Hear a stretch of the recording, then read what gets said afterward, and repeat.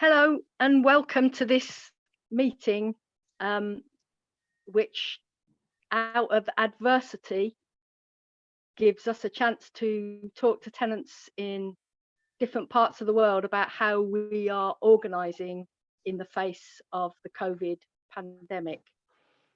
My name's Eileen Shorts, and I'm part of the Homes for All Alliance in Britain. And I really want to welcome everybody who's taking part. I hope everybody is well and coping in these hard, sad times for many. The point of this meeting, I think, from our point of view, is that we can compare our experiences, that we can find out how people are organising, what demands they're putting, what plans they're making in different parts of our own countries and across the world, that we can learn from that, and wherever possible that we can link up, that we can link and support and find the common threads. Many of us and our communities are already, and were before the pandemic, already stretched with poor and overcrowded housing, with few housing rights, with bad pay and insecure employment. And many tenants, as we all know, are being pushed to and over the edge at this moment. In the UK, around 2 million people have already lost jobs, and the forecast is 6.5 to 7 million jobs will go. And of the 8.5 million renter households in Britain, 4.5, like over half, are private renters. We've already had figures saying that 1 in 5 of them are having to choose between food and rent, that 1 in 4 have given up their home because they can't afford it. And by May, we found in a big poll by Citizens Advice that 11 million people had or expected to miss paying one of their key bills, including rent. The under 40s are 4 times more likely to category of expecting to have to miss paying rent or other key bills. And the most ill people, the people who are most judged to be at risk, are 3 times more likely to have to miss a payment. So really, there's a kind of housing disaster happening as we speak. We have done a survey of our supporters, and the initial results confirm what other people are saying. 25% of our supporters in the survey have lost all or some of their income. 9% have had to claim universal credit, which is the main state benefit if you've got no income. 15% struggling to pay rent or mortgages, 10% are already in arrears, and 77% are worried about arrears. And within that survey, like other people, we're finding that private renters are the worst hit. So private renters, who tend to be younger, 39% have lost all or some of their income, 70% struggling to pay rent, 50% are already in arrears, 73% are worried about arrears, and I suspect the ones who are not worried about arrears are the ones who are saying, come and get me, I don't care. So that's the situation in Britain. But I think this is a really good opportunity for us to share and compare notes. So on that note, I want to really welcome Jordi Gonzalez Guzman from the Barcelona Tenants Union. Tell us how it is there. Jordi, over to you.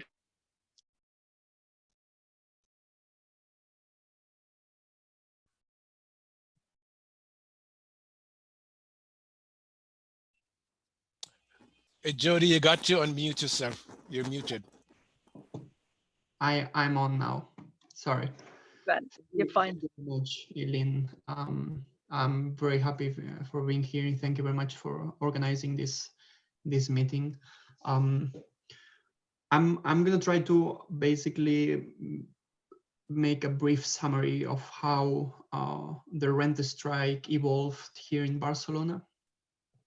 So basically here in Spain, lockdown measures started by the mid-March, and from the Tenants Union of Barcelona, together with many organizations across Spain, housing organizations, we launched a campaign to demand, to claim to the government that rents should be cancelled. And we kind of created a big platform to ask for this rent cancellation.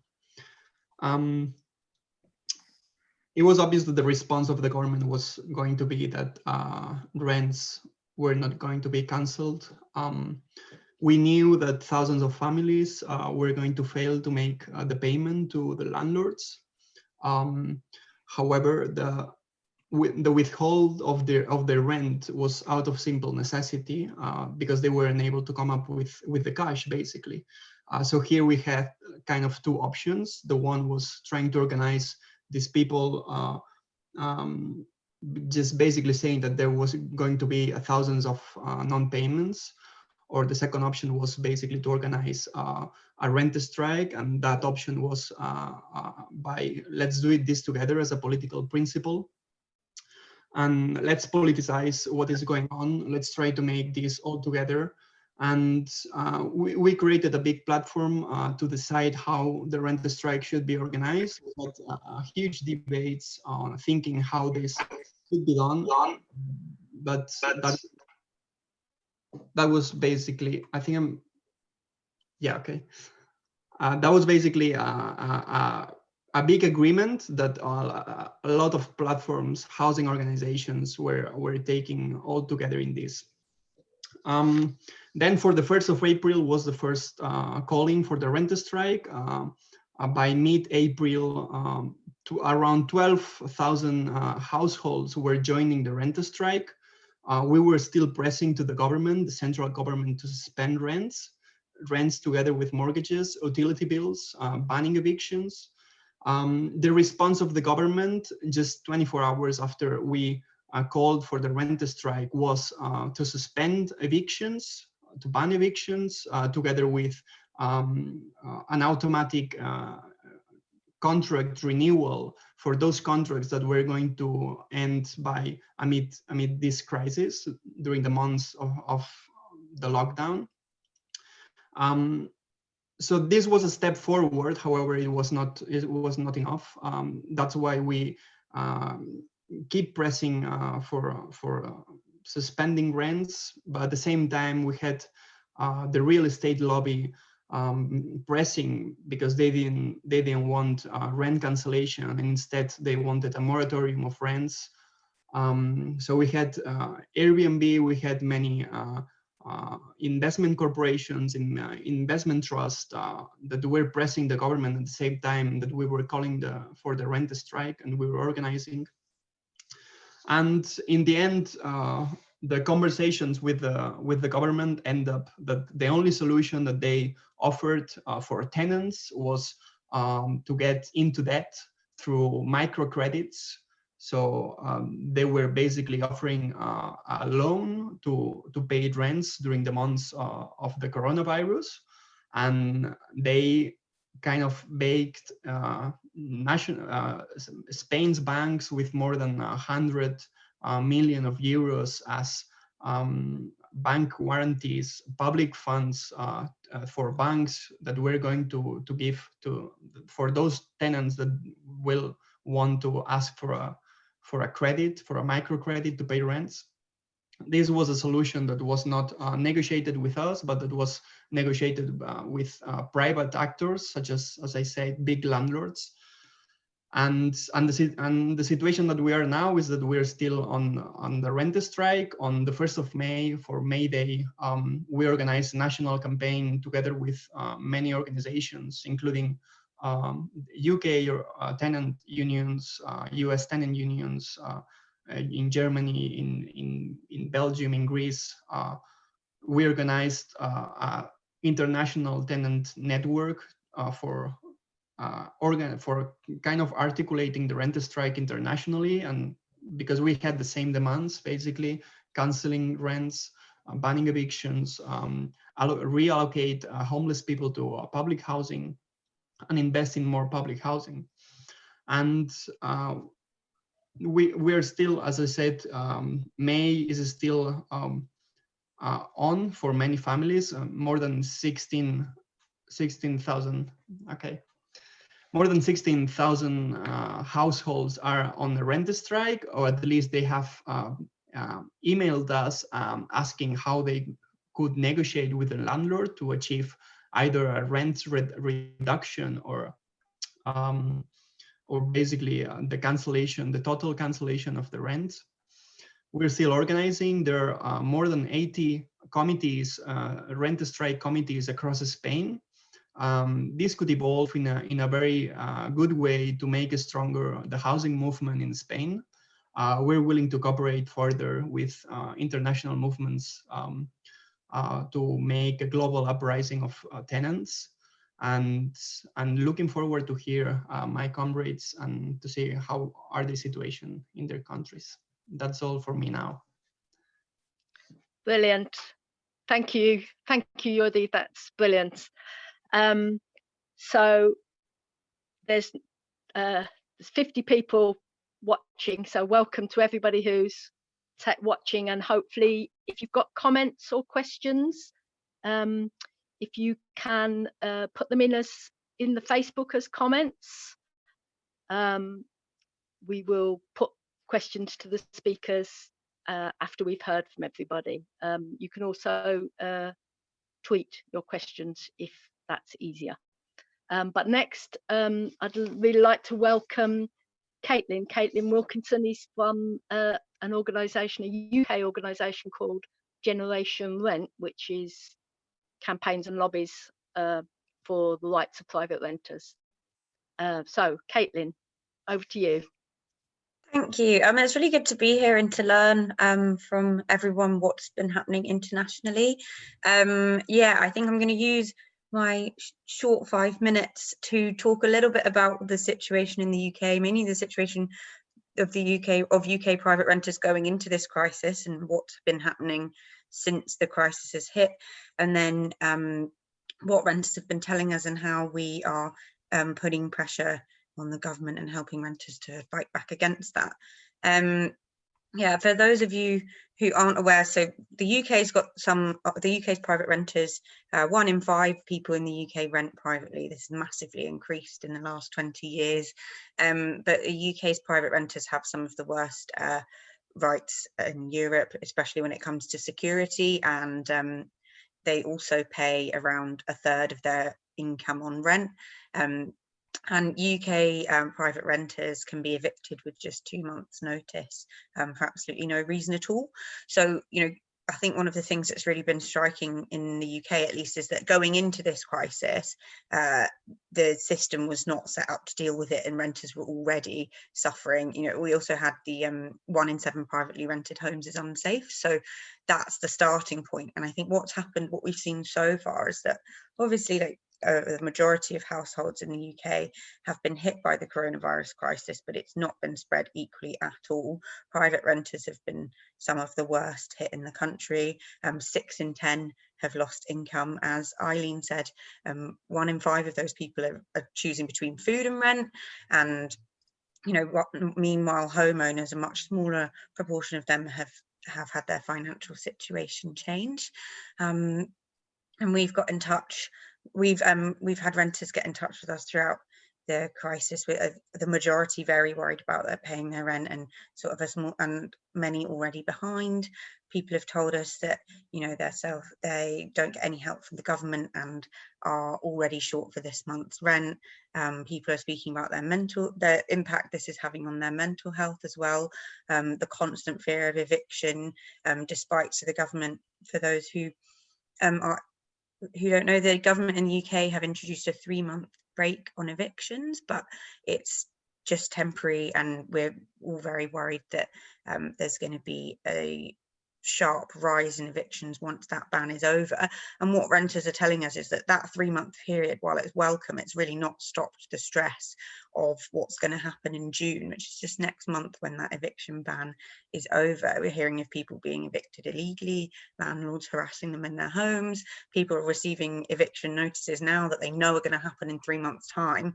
So yeah, we've had people tell us that, at a time of a public health crisis, the stress of renting is affecting their mental health, making them have sleepless nights, or even, it's affecting their physical health due to the stress. And then I think another really important thing that is happening in the UK is that we're seeing that a lot of privately rented accommodation is actually contributing to the spread of the virus. More privately rented homes are overcrowded than anymore, and than any other tenure. We've had lots of people get in touch and tell us that they can't follow the UK government's public health advice of social distancing, because how on earth are you meant to do that if you're if you're 3 adults and 1 child living in a 1-bedroom flat, or if you're in a house of 5 and you're sharing apartment blocks? And there's evidence as well that means that some communities are more likely to catch the virus, as well as having to deal with the mental stress of potentially losing their home at any moment. And since around March, which was when the UK finally went into full lockdown, Generation Rent's been attempting to put some pressure on the government and educate renters on their rights as well. So we've been putting renters in touch with resources, been signposting them to legal advice and to tenants unions advice, sharing stories of people who've successfully negotiated rent reductions with their landlord, and trying to make sure that tenants know their rights and know that they're allowed to stay in their homes for this 3-month period, which is really, really important, because we know that some landlords are just telling people to get out despite the ban changing the locks. We've also done, we've held our biggest ever survey of private renters, with some really interesting results that we've sent into the government. And we will also this week be launching a brand new site where renters from across the country can share their experience and see who else has shared their experience near them, and it maps the campaign across the UK, and we're going to use those stories to basically push this up the agenda and force the government to take action. The UK's government at the minute is just asking landlords to show compassion, which we know that's not happening. It's not enough. So we're hoping to, bringing renters across the UK together to amplify their voices and put some pressure on for change. But I'm very excited to hear. I know my time's up, so I'm going to hand back over to Eileen and hear from the rest of you. Brilliant. Thank you, Caitlin. And I know it's hard to do this in 5 minutes, but you really are giving us a picture. I'd like to next introduce another element of how COVID discriminates.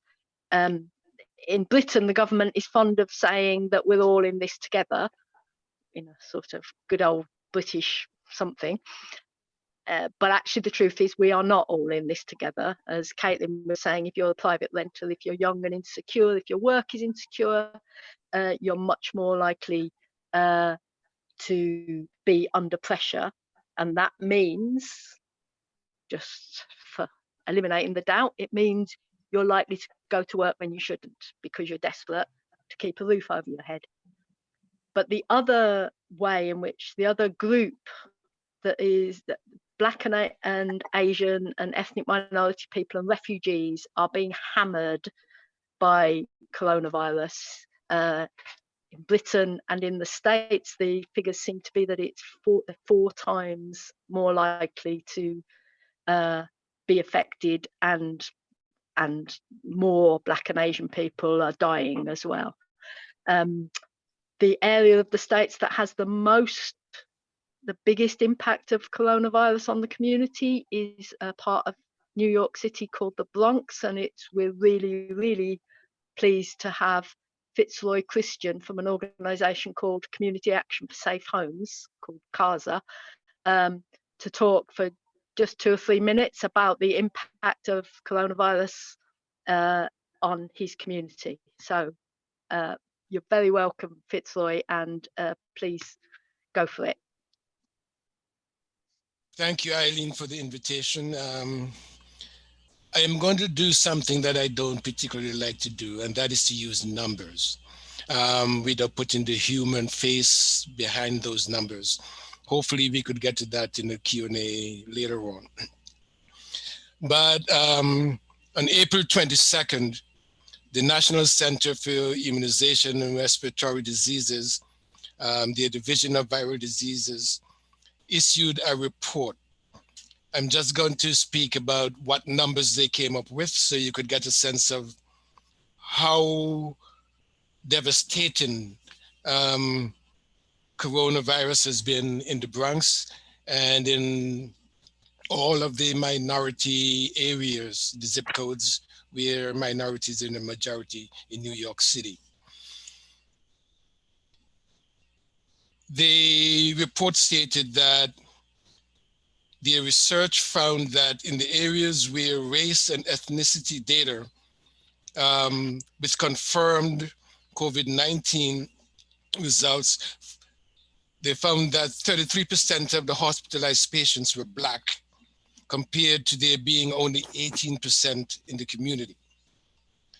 The data suggests, and I'm reading here, an overrepresentation of Blacks among hospitalized patients.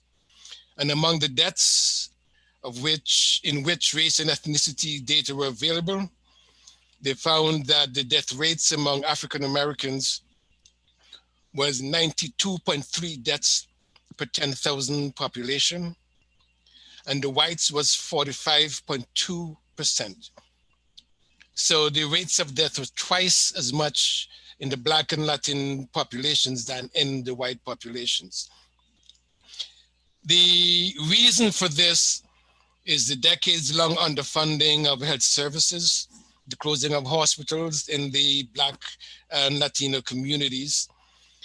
And let me say this also. New York State just passed its budget a few weeks ago.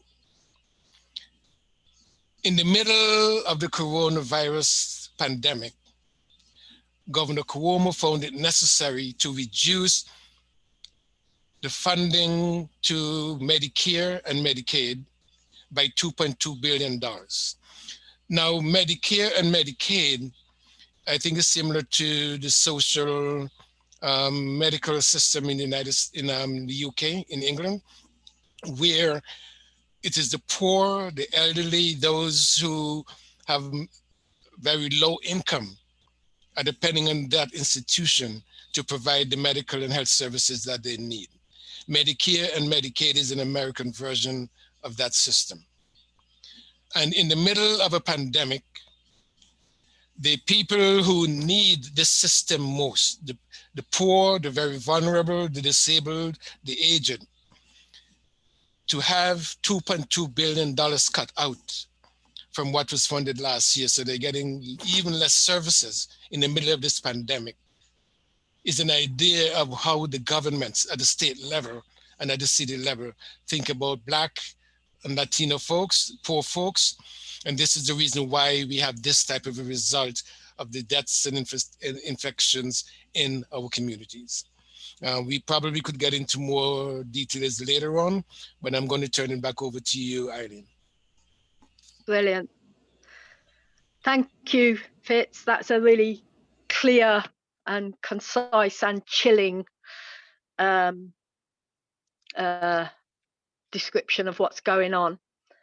And perhaps our next speaker, who can maybe pick up on some of those themes as well. I'm really pleased next to be introducing Michael Caine, who is part of the National Alliance of HUD Tenants in the USA. And Michael in a sense, that organisation is the closest to the tradition of Defend Council housing in Britain, and we've worked together for many years. But so it's both welcome to Michael, but also a sad moment in which to ask him to explain across the states how tenants are responding to the COVID pandemic. Michael. Okay, thank you, Eileen. Fitzroy's description of the fault lines of poverty and structural racism in the U.S.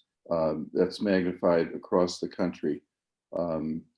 There's a community here in Massachusetts called Chelsea, which is predominantly Latino and heavily immigrant. Their rate of infection and death is 4 times that of the rest of the state. And another factor seems to be environmental, because there are some communities on the South Shore that with a similar poverty and ethnic profile, but their rates have been lower because they're right on the water and they get fresh air. But Chelsea is a very polluted city. So that's another environmental racism structure as part of it. The organization NAT, which is here, is a tenant union in privately owned government subsidized housing, federal government subsidized housing called HUD, H-U-D, the Department of Housing and Urban Development. There are about 5 million families in the US who receive federal subsidies, either in public housing, which is like council housing, or privately owned but subsidized in income restricted housing, including about 2 million people with mobile HUD subsidy vouchers, similar to the housing benefit in the UK. So that's a total of 5 million, though, out of about 50 million renters, or 50 million renters in the US. So only 1 out of 10 are fortunate enough to be protected. Of the rest, there are 10 million people who are private renters, who are extremely low income people that are paying well over 50% of their income in rent. That was before this crisis. There are 500,000 people at any moment who are homeless before this crisis. So when you've got 20 million people suddenly being unemployed, losing their jobs, and a lot of those people are low-income workers, people of color, immigrants, including immigrants who are not eligible for the federal bailout money for COVID. A lot of the undocumented workers, the 9 million undocumented workers, are not eligible for that money. So you've got a real crisis of people facing imminent displacement. They simply cannot afford to pay rent when they lost their jobs. A lot of them are frontline workers, which is another factor in communities like the Bronx or Chelsea having high rates of infection and death, because there are people who work in grocery stores or in hospitals or in home health care or in nursing homes. So they're bringing that back to their families. And the overcrowdedness is a big issue. People crammed into apartments, like Caitlin was saying. So this was a crisis even before COVID. You throw the unemployment on top of that, those folks are really facing homelessness. So there's been like in Spain, there is a movement. Different national networks of private housing tenant groups have been calling for rent cancellation. One of them is calling for a rent strike, which is not exactly the same demand. But there's a lot of ferment and autonomous local organization spreading primarily through the internet. That is freaking out the real estate industry. They're completely freaking out. They don't know what to do. If everybody were to actually,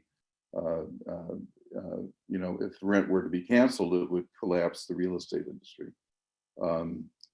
So at the national level, there is one bill that has been filed by Representative Ilhan Omar, in collaboration with People's Action, which is one of the national networks, that would cancel all rents, not just for people affected, but all rents for everybody and all mortgage payments for everybody.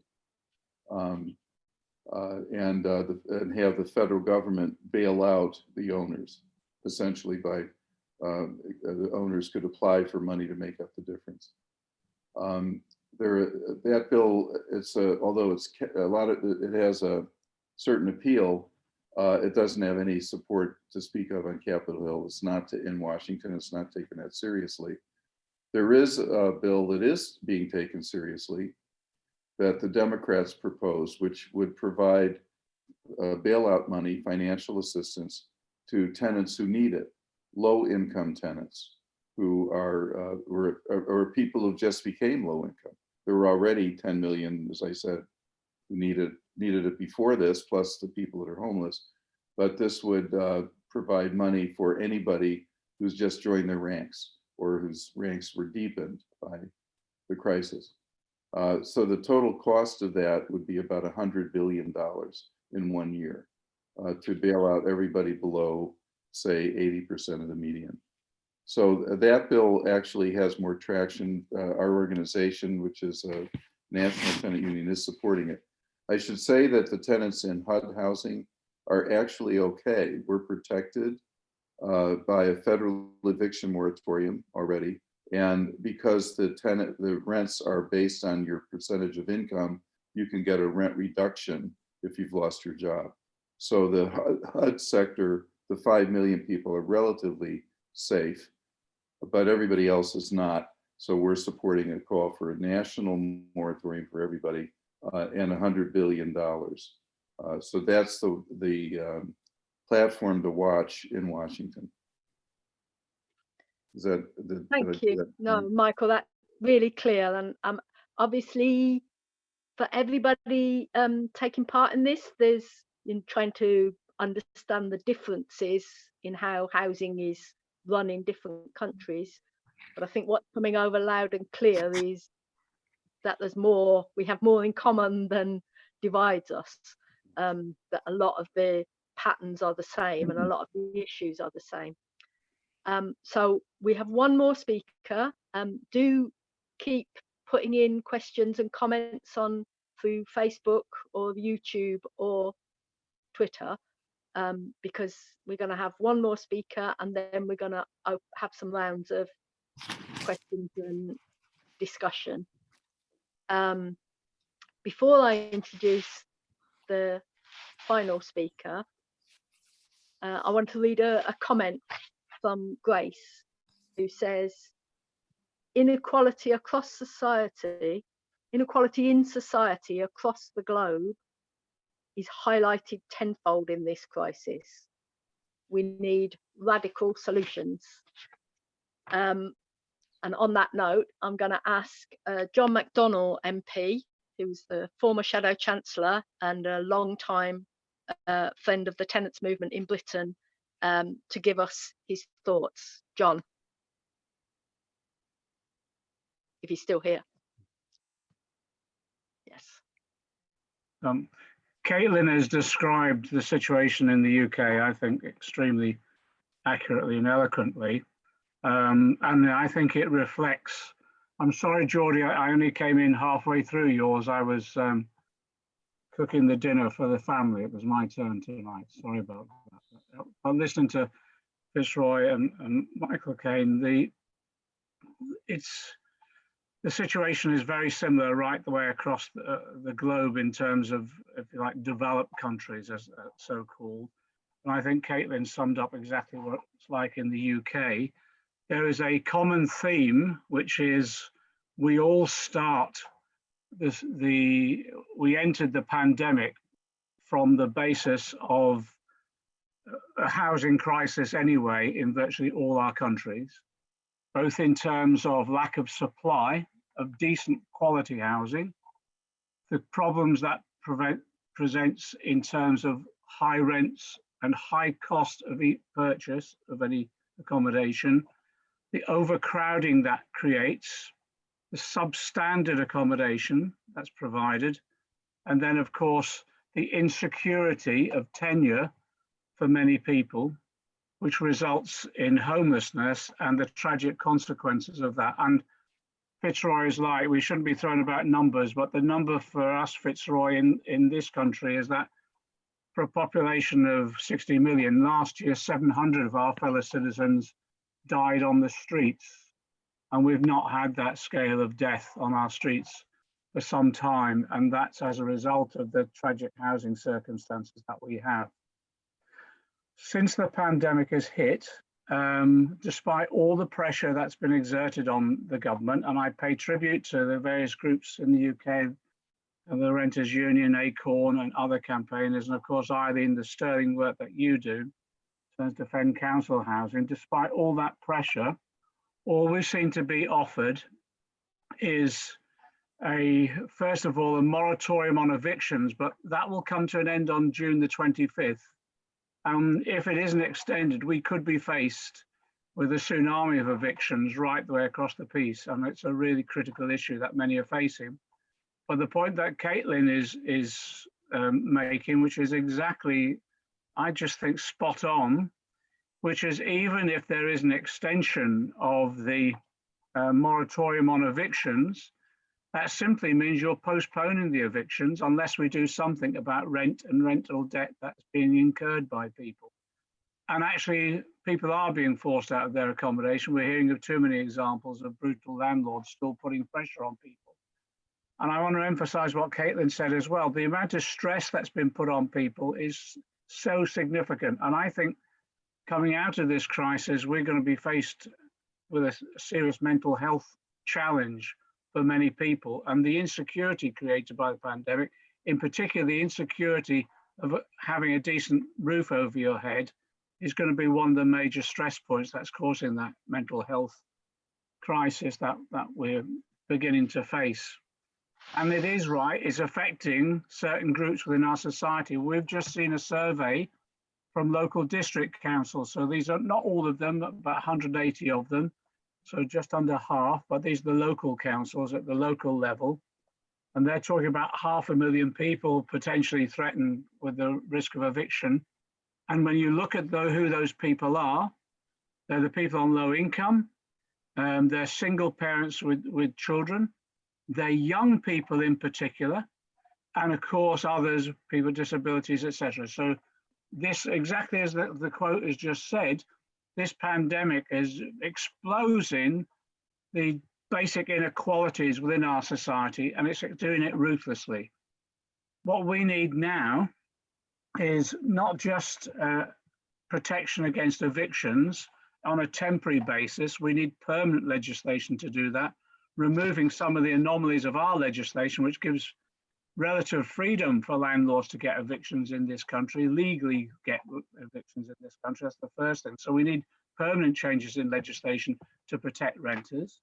We need permanent protection on rent levels in the future, and that means rent controls brought back into this country. Rent controls set at democratic at the local level at a reasonable rate related to income levels.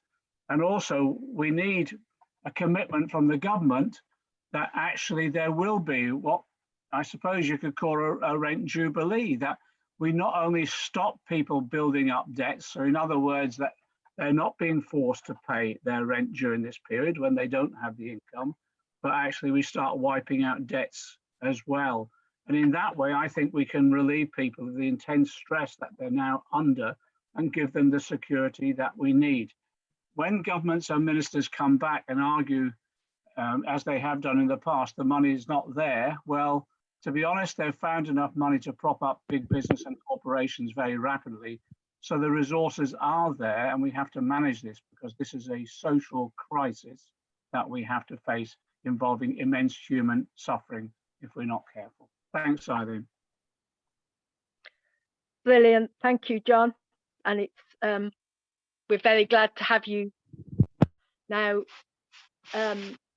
Without more ado, I'm going to read out a comment and a couple of questions, and then one of the questions is specifics, but then we'll ask the panel to come back on some of them.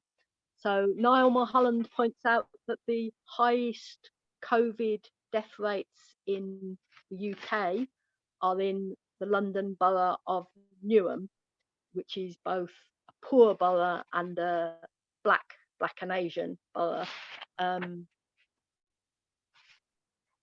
which is just, those two things go together in Newham and in Britain. A question from Kate. Kate asks, are those on rent strike in Spain mostly private renters?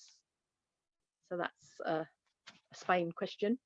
And then we have another question from somebody who didn't want to be named, saying, should we be doing more about the homes that are empty, about empty homes during this crisis?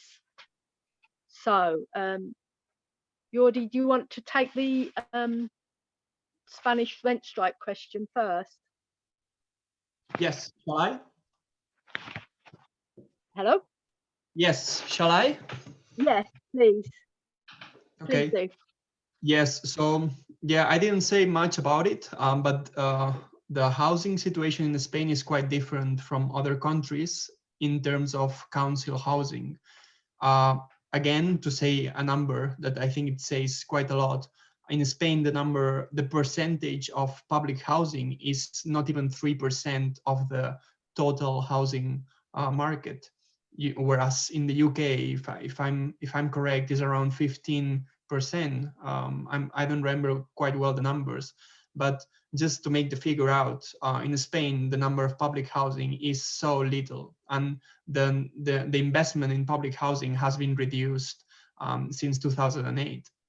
Therefore, to answer this question, the 98% of renters that have joined the strike are private renters, that they have to negotiate with their private landlords, and a big percentage of this population, they have to negotiate against big landlords, as Michael was mentioning, the real estate industry that is very concerned about the rent reduction or the cancellation of rents.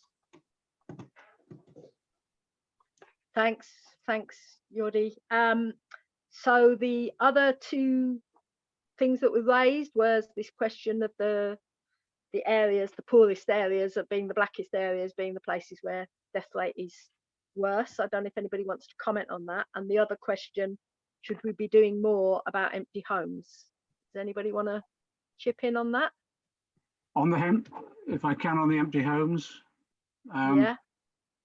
We've been arguing for quite a while that there are significant numbers of properties, particularly within capital cities, and London is a fine example of that, where properties have been bought for speculation, and actually because their value has increased so rapidly, to make money out of them, landlords and owners don't even have to rent them out.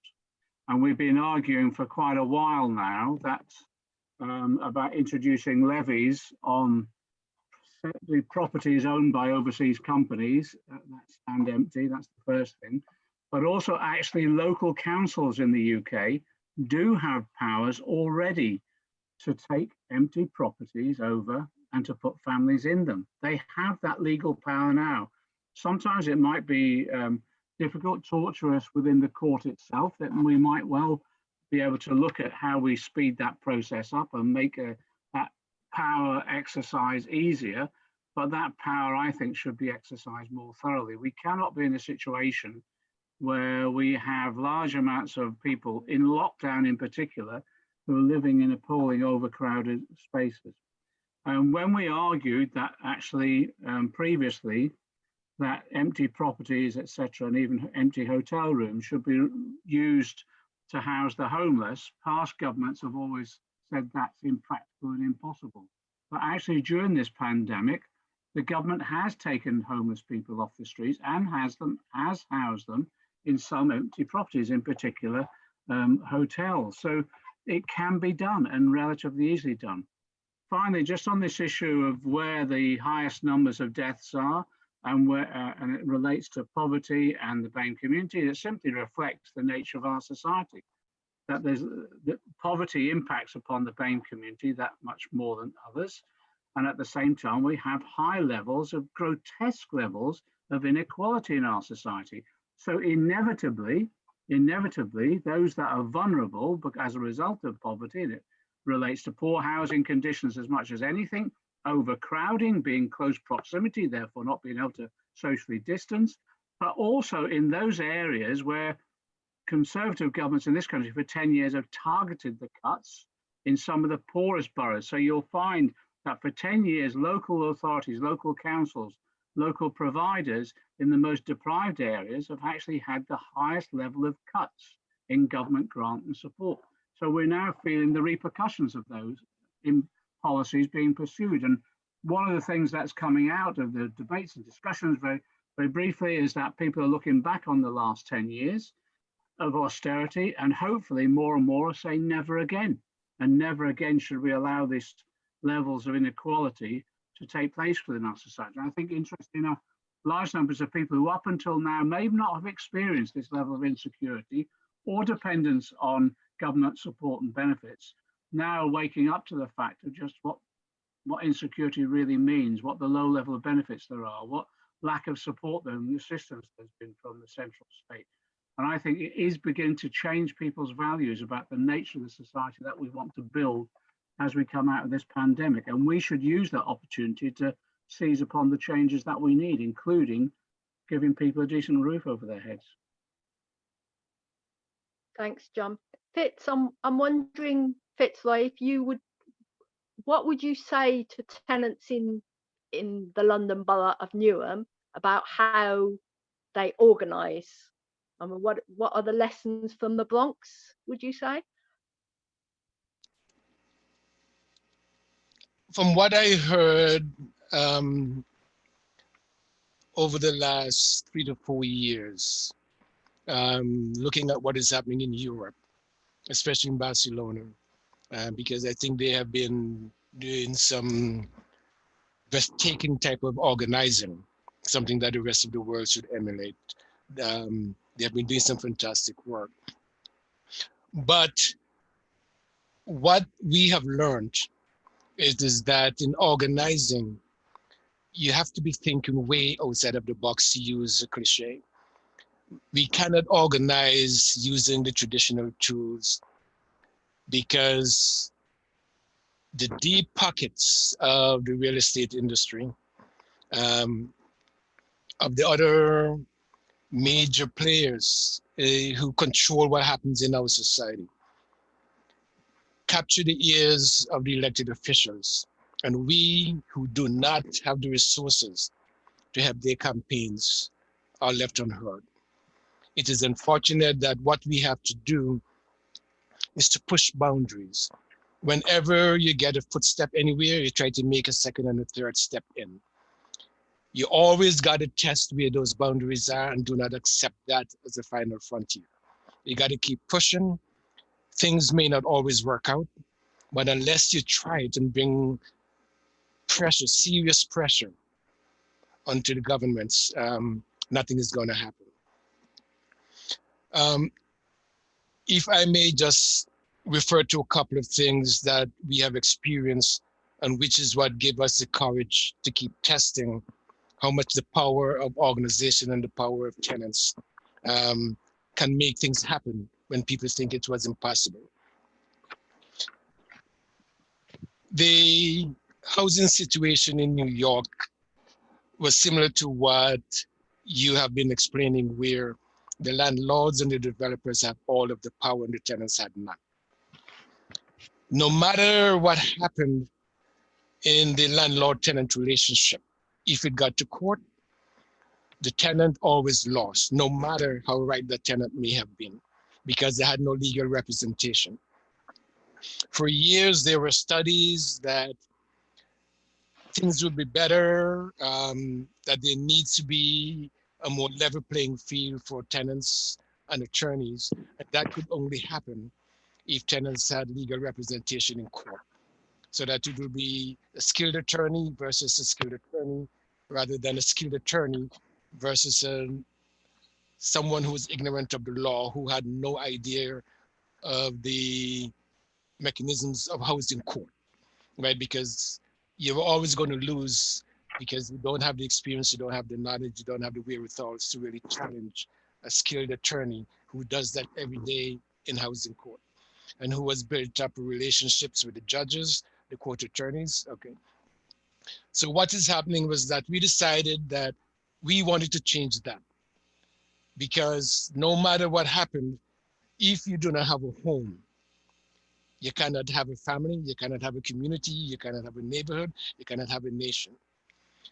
And a small group of us in the Bronx CASA decided that we were going to challenge the housing court and ask for a reform in the Bronx housing court. Long story short, 3 years later, we had the law passed in 2017 where the city acknowledged that there had to be legal representation, and they passed a law where if you meet certain financial economic criteria where you were within 200% of the federal poverty level, you were entitled to a free attorney if ever you were taken to court and you were in danger of losing your homes through eviction. We are now pushing for that to be further, because there are people who are just outside of those margins who are also threatened. So we're pushing for it to be within 400%, and we want more and more people who even fall outside of that because of family sizes to be covered, so that people always have protection, legal representation at their side when they go to housing court, because we have to preserve our homes for the people who live there. Thanks. Thank you, Fitzroy. Right, if it's okay with everybody, I'm going to move us on to another round of questions. Inevitably, well, maybe inevitably, there's a lot of these that are quite UK specific. So I'm going to throw those in now, and then there's a couple of others that are more international. So there's a comment from Suzanne Mooner of the Unite Housing Workers that some housing associations, which is the UK not-for-profit so-called, some housing associations are increasing rents, not waiving them. And that a related question from CC saying, why are housing association tenants paying full rent for reduced services? So that's one theme. The other is specifically aimed at you, John.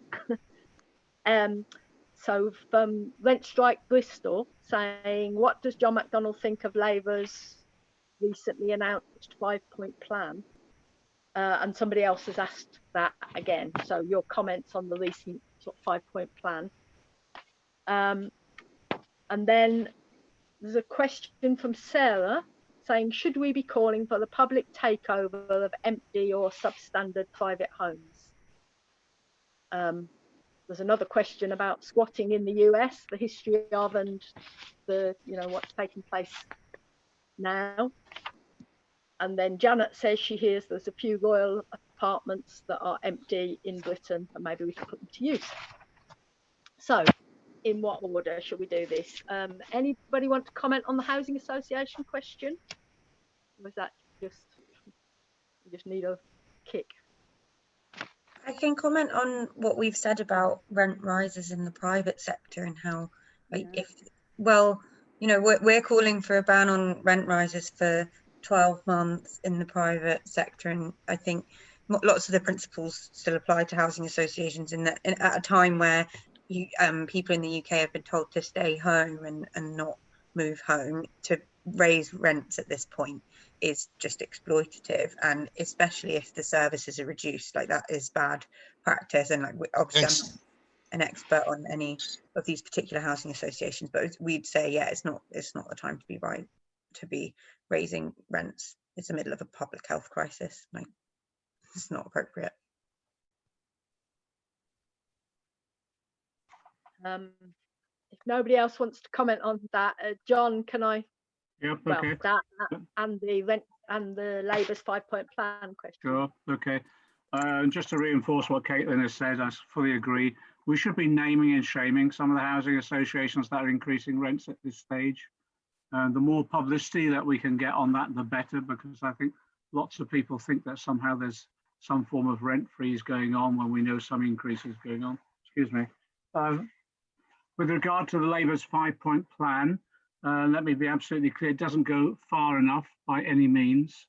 The 5-point plan is a combination of extending the ban on the evictions, at the same time improvements in excuse me, the social security system. We all support that. But it's then saying that tenants, renters will be given 2 years in which to pay off any rent debts, etc. Well, to be honest, for a large number of people, that will just mean 2 years of increased stress and worry, because large numbers of renters, the bulk of them, actually, if you look at them, they're not on high wages. Many of them already, about 40% of their income is, and some 50% of their income, and is being made up of having to pay their rent. So they have not got the flexibility to pay off debts that are incurred as a result of this crisis, and also as a result of our social security system not working effectively to properly support them. Housing allowances are still extremely low. And I know the Labour Party has asked for an increase in the housing allowance, but again, it doesn't go far enough. Although I welcome at least the 5-point plan addresses a number of the issues that we've raised, and it builds on what under Jeremy Corbyn, some of the issues that were there, particularly about reform of the security system and making sure that we ban evictions, but it still leaves people with potential of significant amounts of debt building up. And that's why I think many of us are saying those rents should be wiped out. They should be, actually, people should have support to enable them to get through, and therefore sufficient support not to get into rental debt. And at the same time, if there are rental debts built up, they should be wiped out. There should be a suspension of rents at this point in time, in my view. So I don't think it goes far enough, and I'll be arguing that case as much as I possibly can. We can't be in a situation where people are being charged rents when they've got very limited income, if any income coming in, and then that rent gets built up. And no matter how long, even if the Labour Party is saying you can pay it back over 2 years, most people, even in that 2-year period, will still be saddled with unmanageable debt as a result. So again, it's as we said before, like when the government said that after a lot of pressure would bring in their ban on evictions until June the 25th, our argument then was actually all you're doing is just putting off the evictions if you're still allowing people to build up rental debt. We've got to wipe it out. As I say, one of the arguments was about a rental jubilee, so you wipe out all debt. Thanks, John. We haven't really got time for any more questions, although there's a specific one to Jordi. Are there rent controls in Spain, and is there any pressure for more public housing? Could you do that in 1 minute, Jordi? Yes. Question from Kate. Yeah, I can try to answer that quickly. Very quickly, we don't have a specific rent control in Spain, although we can say that the minimum contract length is 5 years for those landlords, for small landlords, let's say, and 7 years for institutional landlords or corporate landlords. So it's a kind of way of controlling prices for 5 or 7 years. However, there is no specific rent control. And after this period, when the contract is finished, landlords can raise the rent as much as they want. And on the other hand, there is a strong demand on more investment in public housing, not only from tenants movements and housing organizations, but also from the real estate industry, which is something that is quite interesting because they are also demanding more public investment in housing, of course, for their own benefits, right? Right, thank you. Thank you. Eileen, briefly, I didn't answer the question about public takeover of empty and substandard homes. We've argued that for a long period of time. It's an obvious thing. We shouldn't allow properties to stand empty when people are in housing distress, full stop.